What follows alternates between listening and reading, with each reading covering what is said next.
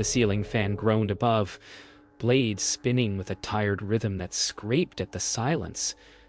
A soft, gray light seeped through a fogged window, glinting on dust suspended in the air. My eyes adjusted slowly, tracing the outlines of furniture I didn't recognize. A chair, a mirror, a door that didn't belong to any memory. The bed sheets smelled faintly of bleach, and beneath the floor came a low hum like breathing. My heart stumbled in my chest. My clothes sat neatly folded on a chair beside the bed, but I hadn't folded them. The mirror across the room caught my reflection, then blinked a heartbeat late. I whispered a name that wasn't mine, and the light in the hallway turned on by itself. If no one else was here, who had done that? And why was there whispering under the floorboards?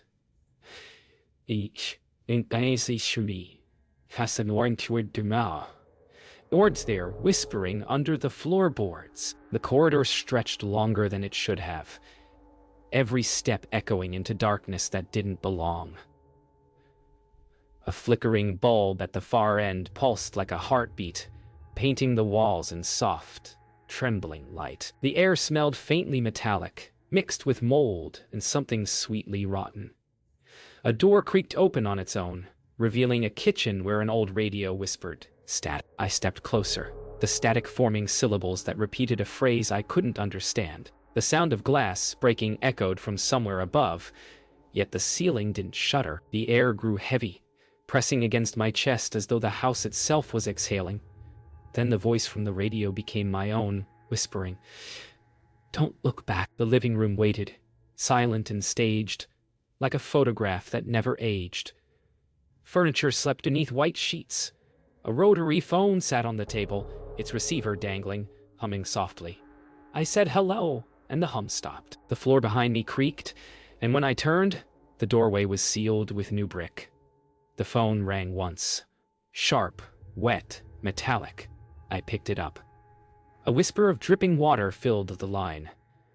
Then my name spoken twice. I dropped it. The sound continued anyway, rising beneath the floorboards like someone crawling closer through the dark. Every window was nailed shut. The wallpaper peeled back to reveal carved symbols, uneven, desperate marks in the plaster. The air trembled. A knocking began behind the wall, slow at first, then faster, matching my heartbeat. When I touched the surface, the knocking stopped and something dragged along from the other side, heavy and wet. I stumbled back, knocking over a lamp that flickered but never went out. The mirror across the room rippled like water, and in it stood a shadow that wasn't mine, waiting for me to turn around. The front door was bound in rusted chains, the handle biting cold. Through the peephole, there was only fog, not street, not sky, just endless white. I called out, and something on the other side whispered back in my voice. A hum rose from beneath the floorboards, steady as a pulse. The chain rattled, tugged once, then again harder. I froze. The whisper from beyond the door turned into soft laughter, and from the hallway mirror came the sound of slow, deliberate breathing. Mine, but not from me. The stairs leading to the basement waited behind a narrow door that had once been painted white. The doorknob was colder than metal should be. As I turned it, a long breath of air drifted up from below, heavy with damp earth and something older, like time left to rot. I descended, the wooden steps creaking under my weight. Halfway down, the light above flickered and died, leaving me in the soft orange glow of a single bulb swinging from the ceiling. At the bottom, water glistened across the floor, shallow but perfectly still, reflecting my face upside down. Behind the reflection, another face hovered, the keeper's. But when I turned, there was no one there, only the bulb swaying and the echo of footsteps that weren't mine. The basement stretched farther than it should have, corridor after corridor, all smelling of old stone and mildew. The hum under the floor had followed me here, rising and falling like distant machinery. A door at the far end pulsed with light beneath its frame, soft and white, too clean for this place. When I opened it, I expected a room. Instead, There was a staircase going down again, carved from stone. The air was colder. My breath misted in the air. On the wall beside me, someone had written a single sentence in red chalk. "Don't forget to shut the mirror." I looked behind me. The door I came through was now gone. The staircase narrowed until I had to move sideways to fit. My hand brushed the stone wall. Cold, damp, pulsing faintly like skin. The sound of whispering filled the air, countless voices murmuring words that blended into a single tone of pleading. My flashlight flickered. For a heartbeat, the beam revealed faces pressed into the stone. Eyes closed, lips moving silently. When I blinked, they were gone. I reached the bottom and found a single wooden door with a glass knob. On its surface, faint breath marks shaped like hands spread outward. The whispering stopped. From the other side came a single knock, slow and patient, waiting for me to answer. The room beyond the door was impossibly large, cathedral-like, with pillars that disappeared into darkness. Water dripped from above, each sound echoing too long. In the center stood a mirror, cracked across its middle, its frame carved with unfamiliar symbols. My reflection stood still while I moved closer. Then, without warning, it smiled. I froze. The reflection raised its hand, tracing a line across the crack, and where its fingers passed, the mirror began to bleed black smoke. The air thickened, trembling with quiet vibration. Behind the reflection, a second figure appeared. Small, barefoot, the little girl from the hallway, Evia, reaching toward me as if trapped behind the glass. The mirror's crack widened, a faint hiss leaking through it. The reflection tilted its head, whispering words I couldn't hear, but felt under my skin. The ground trembled once, and the symbols on the pillars began to glow. The air shimmered like heat, bending the space around me. I reached for Eva's hand, pressing my palm against the glass. It was warm. For a heartbeat, I saw the house above us reflected inside the mirror, each room layered like pages, each version of me standing still within them. Then the warmth turned cold. Eva's image faded, replaced by the keeper's face, inches from mine, whispering, "Now you see." The glass fractured and everything went black. The sound came first. Not a scream, not words, but the hollow echo of something being pulled through air. My eyes opened to the same bedroom I had first woken in, but it wasn't the same. The wallpaper was new again, bright and unstained, yet the air carried the same cold heaviness. The mirror across the room had no crack now, but the reflection inside it moved a half-second late, just as before. My clothes were folded neatly on the chair again. The clock on the wall ticked backward. Every second it reversed. The air seemed to shiver. I whispered for Eva, but only my own voice came back, younger, softer, from beneath the bed. I followed the whisper beneath the bed, pulling aside the sheet. The space stretched deeper than it should have, receding into endless dark. Cold air rushed from it, carrying the faint smell of soil and iron. I called again, and a voice answered, but it wasn't Eva's. It sounded like mine, older, tired, coming from far below. "You shouldn't have left the mirror open," it said. A hand reached from the dark, pale, trembling, and unmistakably my own. The fingers brushed my face, leaving a faint streak of dust that shimmered before vanishing. When I looked again, the under-bed void was gone, replaced by bare wood. The house had changed again. The hallway seemed longer, each doorway leading not to rooms but to shifting copies of the same one, a loop repeating endlessly. I walked through one doorway, only to find myself entering the same place from another angle. The sound of my footsteps doubled, echoing beside me even when I stood still. One version of me kept walking ahead, another lingered behind, both slightly out of sync. When I tried to speak, all three of us whispered at once, voices overlapping until they turned into static. I screamed, but the sound came from behind me. I reached a door that hadn't been there before. painted black, with no handle, humming faintly. The hum was steady, like a heartbeat under the surface. When I leaned closer, the wood rippled, showing faint impressions of faces pressing out from within. Their mouths moved silently, lips shaping words I couldn't understand. I placed my palm against the door, and for a moment, everything stopped. No hum, no ticking, no sound at all. Then, from the other side, came the muffled voice of the keeper. Calm, patient. You brought her back, he said. Now she won't leave. The walls began to breathe again. Slow, deep, steady. The ceiling pulsed with the rhythm of a sleeping giant. I stumbled backward, reaching for the front door, but the chain was gone. Only a keyhole remained, perfectly round, faintly glowing. I leaned close, and on the other side, I saw the outside world. The fog had lifted, replaced by sunlight. I called out, but my voice echoed inside, never passing through. A reflection appeared in the metal of the keyhole. Eve's eye, wide and still, watching me. Then her voice, soft and pleading. If you leave, I'll stay here alone.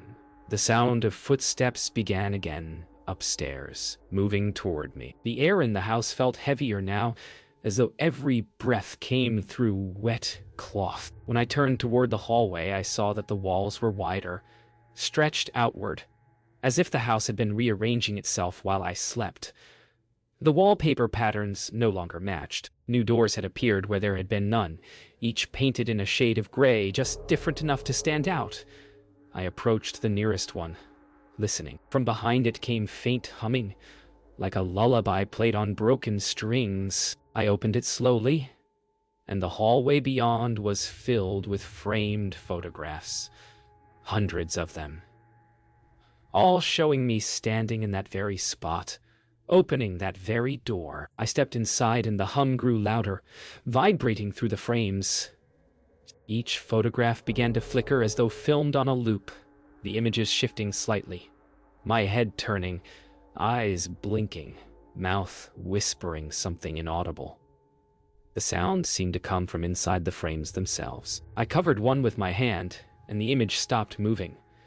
The silence beneath my palm pulsed like a heartbeat. When I removed my hand, the photograph had changed completely. It now showed a different room, one I hadn't entered yet, but somehow recognized. The door in the background of the picture was open, waiting. The door from the photo existed now at the end of the hall, perfectly matching the one I had seen moments before. It was painted deep green, the color of old forests, and its brass handle gleamed, despite the dim light. I turned it slowly. The room beyond was filled with mirrors, not reflecting me, but the house itself, in hundreds of variations. Some showed rooms covered in vines, others flooded with water, others empty and decayed. At the center of the mirrored maze stood a single chair, its surface wet as if someone had just risen from it. The air was still, holding its breath. Then, in every mirror, a figure began walking toward the chair. Each mirrored version of the figure moved differently, their gestures out of rhythm, as though each reflection remembered a separate truth. I reached toward one that showed a brighter room, but the glass was warm, alive. When my fingertips brushed the surface, it rippled like water. The image shifted to show Eva standing behind me, holding my wrist. I turned quickly, but the room was empty. My reflection, however, did not turn with me. It remained still, watching, its mouth forming silent words before vanishing into smoke.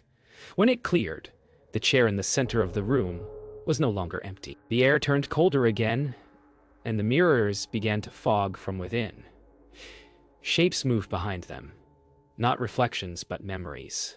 I saw flashes, the fog outside, the locked door, the sound of the phone ringing. Every image folded back into the next until only one remained, the mirror showing a staircase spiraling down into endless darkness. I stepped closer, and the surface flexed, pulling faintly toward me. From somewhere far below came a sound I recognized, the hum beneath the floor. It was calling me again, low and steady, like a heartbeat. I touched the glass, and the entire room seemed to breathe. Then the mirrors went black. The air felt different when I woke again. Heavier, colder, vibrating faintly like a distant engine. The mirrors around me were gone, replaced by stone walls slick with condensation. My feet rested on a spiral staircase carved directly into the rock. It descended endlessly into flickering orange light far below. The hum was louder here, rising from beneath the stone, rhythmic and patient. I began to walk, my footsteps echoing upward into the darkness above. Every sound repeated back, delayed, as though something was following a few steps behind. I paused, listening. The echo paused too. Then it took one more step. As I descended, the walls began to change. Symbols appeared again. The same carved shapes from the wallpaper above, glowing faintly gold beneath a thin layer of water. The air shimmered as if heat were rising, but the cold bit deeper with every step. My breath clouded in front of me. The hum now broke into fragments, becoming a melody too slow to be human. Ahead, the staircase ended at a doorway arched like a mouth, its frame marked with fingerprints burned into the stone. From within came soft weeping. I whispered Eva's name, but the sound that answered was my own voice, reversed. The chamber beyond the arch was circular and vast, filled with shallow water that mirrored the ceiling like glass. In the center rose a single staircase leading downward again, disappearing beneath the surface. The ripples in the water didn't match my movements. They pulsed outward from the center, timed perfectly with the heartbeat hum. On the far side of the room stood the keeper, still as a statue, watching. His reflection rippled, though he did not move. When I blinked, he was gone, leaving only the water trembling, whispering in 100 tiny voices, "Go deeper." The water was colder than I expected. Each step down the submerged stair sent shivers through the stone, the hum resonating in my chest like a living thing. The light above dimmed, swallowed by distance. When I reached the bottom, the air opened into another chamber, smaller but brighter. The walls glowed softly as if breathing. At the center stood a mirror again, unbroken this time, perfectly still. Behind its surface I saw the house above, untouched, clean, filled with daylight. My reflection smiled gently and beckoned me closer, one finger raised to its lips, asking for silence. I reached out and touched the mirror. The surface rippled beneath my fingertips, warm to the touch, humming with the same rhythm as the floor. The reflection behind the glass took a step forward. For a moment, I thought it would reach out. But instead, it turned away, looking towards something unseen beyond the frame. The light around me began to fade, replaced by the same soft gray of the fog outside. I could hear the faint ticking of a clock again, reversing time 1 second at a time.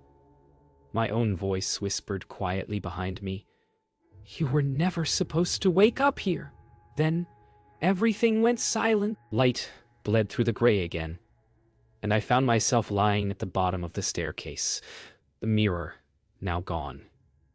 The water had dried, leaving faint outlines of footsteps leading upward. The hum beneath the floor had vanished, replaced by the faint ticking of a clock above, the same backward rhythm as before.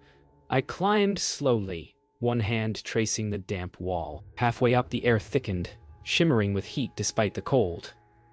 The stone beneath my hand turned to wood, the smell of plaster and dust replacing that of earth. When I reached the top step, I was back in the hallway, but the hallway was breathing. The wallpaper pulsed with faint movement, like wind trapped inside it. I touched the surface and felt warmth, followed by a slow vibration that matched my pulse. The pictures on the wall, the same photographs from before, were now blank, their glass smudged with fog from within. One frame rattled, then another. The sound moved down the hall, approaching slowly like a heartbeat drawing near. I whispered for Eva, though I knew she wasn't there. The lights flickered, and for a moment, the blank photos filled with faces, all mine, each whispering a different question I could not answer. The hum returned suddenly, not from below, but from inside the walls. Doors appeared on both sides, each opening a fraction before closing again, their hinges sighing like breath. The sound drew me toward the living room. The sheets were gone from the furniture, and everything gleamed as though newly cleaned. The rotary phone sat on the table again, receiver resting in place. When I lifted it, the dial tone played in reverse. Slow, melodic, familiar. A child's laughter echoed faintly through the line, then silence. I set it down, and the laughter continued, this time from behind the mirror. I followed the laughter into the next room, the kitchen again, though now lit by morning sunlight. The radio sat quietly on the counter, its dial flickering though it wasn't plugged in. I turned it, and a voice whispered through static, "Upstairs." The air shifted instantly. The scent of dust gave way to fresh rain. I stepped toward the stairs and saw small wet footprints on each step leading upward. The sound of laughter stopped, replaced by faint humming, the same melody from the basement walls. I climbed, one step at a time, hearing my own breath echo as though the stairwell were hollow. At the top of the stairs, the fog returned, thin and luminous. The door to the bedroom stood open. Inside, the mirror was back on the wall, unbroken, glowing faintly. My reflection waited within it, holding something small, a key. She smiled faintly and placed it against the glass, letting it sink into the surface as though into water. The hum in the house ceased. Only the ticking clock remained, counting forward for the first time. I reached toward the mirror. The glass was cool now, calm. My reflection whispered a single word I couldn't quite hear before fading into the light. Morning light pressed through the fog like thin paper, filling the hallway with silver haze. The clock downstairs ticked in perfect rhythm now. Each sound felt clean, deliberate, almost peaceful. Yet the walls still breathed faintly, expanding with every beat. I followed the sound toward the front door. The chain that had once bound it was gone. In its place hung a small brass key, warm to the touch. When I lifted it, the floorboards beneath my feet sighed. The fog outside stirred as though listening. A voice behind me, my own, whispered, "Don't forget to lock it on the other side." I stepped through the doorway, expecting the outside world, but instead found another corridor, this one silent, colorless, endless. The walls were blank and smooth like porcelain, the air perfectly still. My footsteps didn't echo. At the far end shimmered a door of pure light, humming gently. Each step toward it made the air warmer, the hum deeper, until it vibrated in my ribs. Halfway there I stopped, realizing the hallway behind me was gone. Only the light remained ahead, widening as if to swallow everything else. The door of light opened without sound. Beyond it waited the house again, but hollow. Its rooms washed in soft daylight, edges dissolving like smoke. The furniture was only outlines. The air tasted of rain. I heard faint footsteps above, steady, familiar. When I looked up, I saw myself on the landing, smiling faintly, holding the mirror like a window pane. She mouthed something. Perhaps, "Thank you," then turned and walked into the brightness until her shape vanished completely. The sound of the hum dissolved with her. Silence followed. Every surface of the house grew still. The mirrors were empty now, only glass. I wandered from room to room, tracing my hand along the cool walls. Where the symbols had been, there was smooth paint. Where the humming had lived, only quiet. The clock on the wall showed the right time at last. I sat by the window, watching the fog thin until the outline of trees appeared beyond it. Real, green, and ordinary. For the first time, the air smelled clean. Yet the quiet carried a weight, as if something unseen waited for me to decide whether to stay. Evening returned gently, light dimming to amber. I stood once more at the front door, the brass key cool in my palm. Outside, the world looked ordinary.